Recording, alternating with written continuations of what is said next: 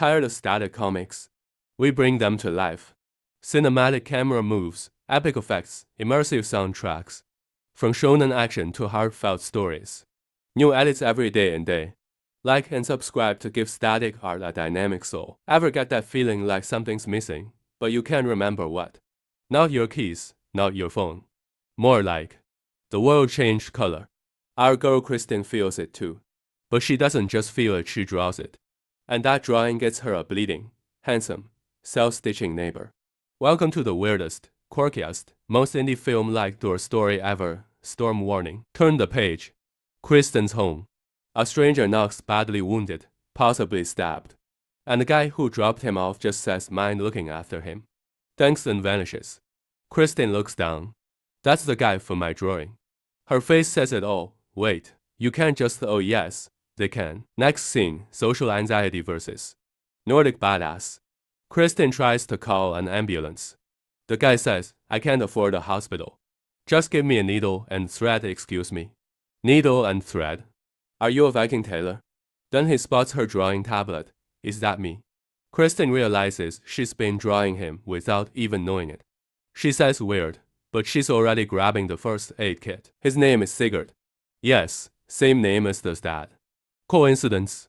Not a chance. He has amnesia, but he remembers this. He fought 3 men. 2 are in ICU. 1 ran. Why? Because a company called Roxanne hired him for shady security work. He said no. They tried to kill him. He won. Kristen is probably wondering if she'll ever sleep again. Then Sigurd pulls out a driver's license. Gusshausen, Long Island City. One of the guys who jumped me.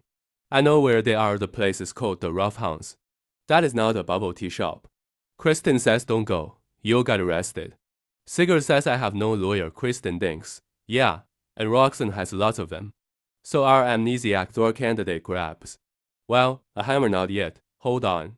And heads on. Before leaving, he asks to borrow 2 things, the drill, and something elastic. Like a bungee cord. Kristen pauses, then pulls one out of her wardrobe. The narrator says another piece. Coming together, I'm guessing that cord wasn't for luggage. It's for tying a bag, guys. That's peak Thor energy. DIY violence. Next page, in the bar. 2 guys are hospitalized. The boss is yelling at the one who ran. Big Ed might not see tomorrow. Gus only had his skull smashed, and then Sigurd walks in. The boss says, "Nice hammer. Too bad you brought it to a gunfight." Sigurd doesn't answer. He demonstrates that hammers beat guns. The fight scenes are chef's kiss, 1 punch, 1 down. Shield? Don't need one. After beating everyone, Sigurd doesn't kill them. He steps on the last guy's chest and says this, and I quote, "The Thor I know is not a god only of strength. He is not a god of taking and hurting. If he sees a thing that is wrong, he must break the sky to right it. The Thor I know is a protector." Then he says, "You want Thor?"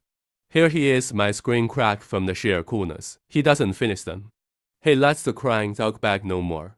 Then says, "Bury your dead and change your life.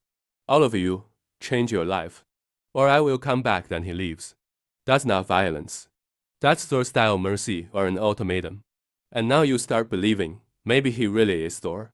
Just forgot how to fly. Last page, someone calls a man named Blake. You're the guy who handles unconventional auctions. The head of the snake. Blake smiles. I'm not just the head. I'm the entire serpent. Then the tagline. Next issue, the mortal world. Translation, Sigurd isn't fighting Barzooks next time. He's fighting monsters. And Kristen's drawing? Maybe it wasn't a drawing.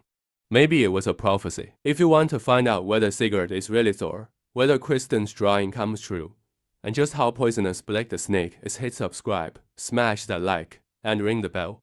I'll see you in the next breakdown, as we wait for Thor to remember who he is. Because something's missing. But it's waking up. Peace out. Alright, that's it for today's recap. If you want to know whether the old dragon spills more secrets before he dies, if you want to see who ends up with those ridiculous gold teeth, if you want to watch Maxine slay monsters while slaying with sarcasm, you gotta follow this series. Smash the like button, subscribe to my channel, hit the bell, or you'll end up like that stuffed bear staring forever, ignored by everyone. Comment below. Do you think Erica is dead? Who should be the new dragon? I vote for the bear. See you next time. Peace out.